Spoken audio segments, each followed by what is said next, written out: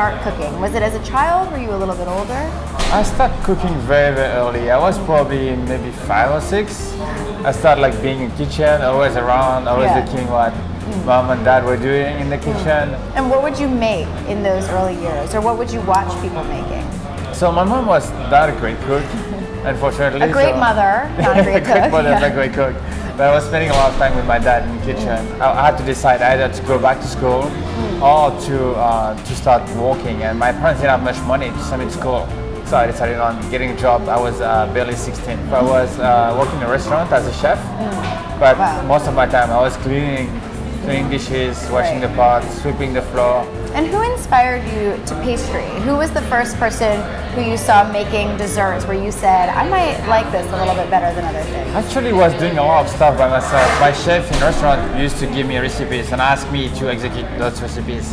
And I really enjoyed making them because I found that the results were good very often. And I really enjoyed the fact that it was very precise, meticulous. It was scientific, but you could still put your touch in there. And so what is the recipe that we are making today and who inspired it? So today we're making an apple beignet. So I used to make this with my mom when I was little. And it's one of the only desserts that my mom was doing that was about to make. Yeah. And I was always in the kitchen when she was making it like fresh from the fire, like snacking on it right away. Well, will you show us the steps to your beignet? I'm gonna show you a few steps. Wonderful. So we're gonna start with apple beignet batter. So here I have some flour. I'm gonna add some sugar, baking powder, and a little bit of salt. Then I'm going to incorporate the eggs and start mixing this together. Then I'll add the milk and apple cider. So it's very important to add the liquid little by little so we don't have lumps into the batter.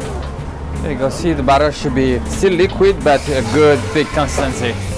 So next we have our apples. I usually like to use a sweeter apple that are juicy. Then we're going to trim off both sides and remove the center.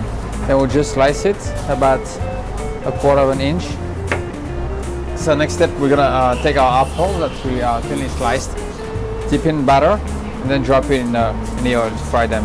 The oil should be about 350. I recommend to use grapeseed oil. So you know what that they don't want to have a nice golden color. You can also try one. This is good now.